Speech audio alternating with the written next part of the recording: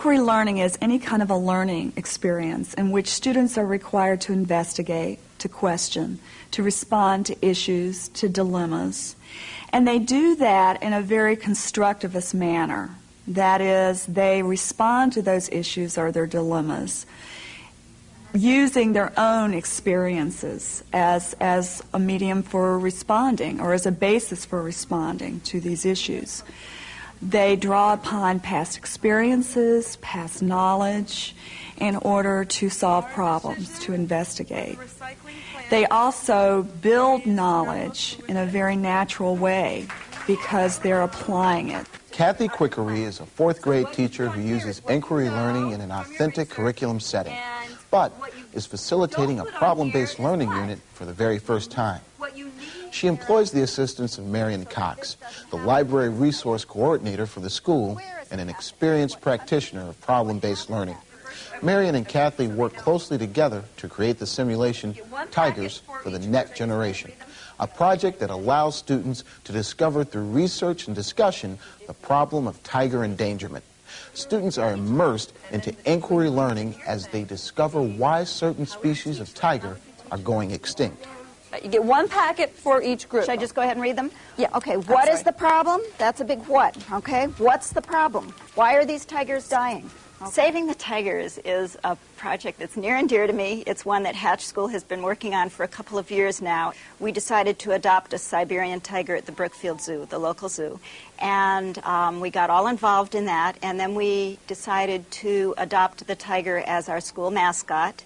And so from there, it was a school-wide kind of activity, researching tigers. We had tiger habitats. We did tiger poems. We wrote tiger stories. I did a whole website that showcases all those kinds of activities. Where's the URL in here? You need to make it look just like that.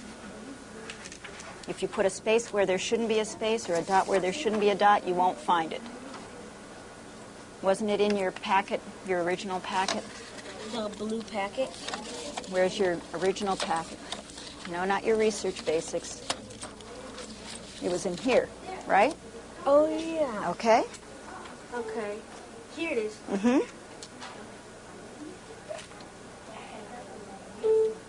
All right, well, we started the project by introducing the problem about the tigers and identifying that it's a simulation, that this organization, World Conservation Corps, has hired the class to create a plan to save the tigers. And they will have to assume the role of a cultural anthropologist, zoologist, and an environmentalist. So the first thing we did was try to get them familiar with what those roles were. Why was everybody doing a different part of researching? Why weren't we all researching about the tiger itself? What were you doing? Emmett? Because they each had different jobs. All right, you had different jobs, okay? What were our jobs? What were our jobs? Chelsea? Zoologist. Okay, we had a zoologist. What else? Kyle? A cultural anthropologist. We had a cultural anthropologist.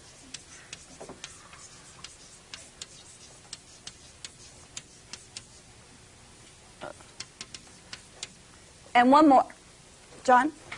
We had environmental. An environmentalist. Now, tell me about these jobs. Why did we have three different roles? Andy, why did we have three different roles up here? Because there are three different things. There's the animal, there's the culture around it, and there's its environment and habitat. Okay, all of these three roles. One person can't study it all at the same time. Okay, we didn't want one person to study all of it. Why? Why didn't we want one person to do that? Because it's just too much. Right, it's a little overwhelming. Mrs. Cox and I, based on their choices and what we felt their skills and ability would be, we put them into groups of three. We have one group of two, and that's their group that they're working with. And then after they were formed in their groups, then we took, there are 5 subspecies of tigers still left. So the zoologist was able to pick or draw we put them on a card and they drew which tiger they were going to research. Why is there 5 groups? Kyle? Because there's 5 different tigers. Excellent. Tell us about that.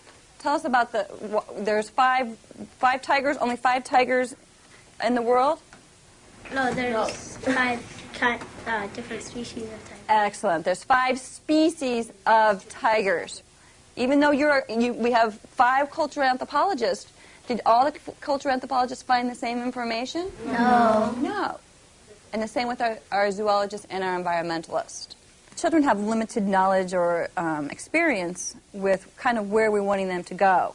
And because they don't have that experience, then they're just going on a very surface, knowledgeable level of what they've gained, and we want them to try to move beyond that. Sometimes that happens, we get stuck.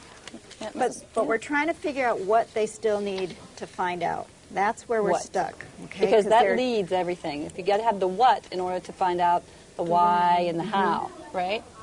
So that's the what.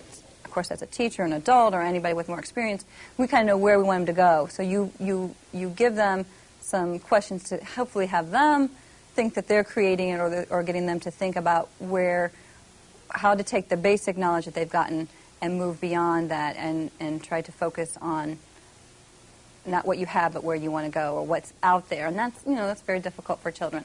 So if they're giving me an answer that's not where I want it to go, then you give them, just a few questions. Why is this happening, or what else can you tell me? So you want to prevent the hunters from killing them, okay? Yeah. That's good. And we want to convince them to do it because... What do you think you'll do? How would you convince somebody to stop hunting? Because we'll say, you're destroying the environment that you need. What do you do when you tell people that information? What are you doing when you tell people that? Trying to get them to do something. Right. But when I get up and I talk to you about something, what am I doing? Giving me facts. I'm giving you facts. And what am I trying to am I just doing this for fun? Am I just here to have fun?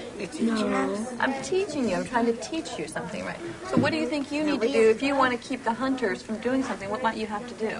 Show them what they're destroying.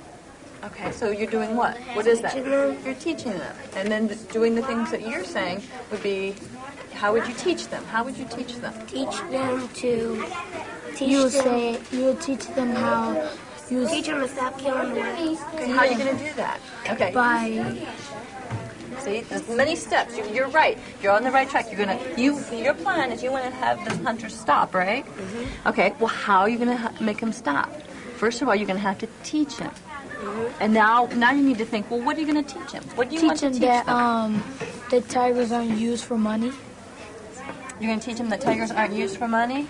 Yeah. That's how they need to eat, and they need to buy their clothes. So what are they going to do? Their stores. Right. And they need money to do that, right? Right. And that's what the hunters do. Things that they need. I know. Why do you think they're killing the tiger?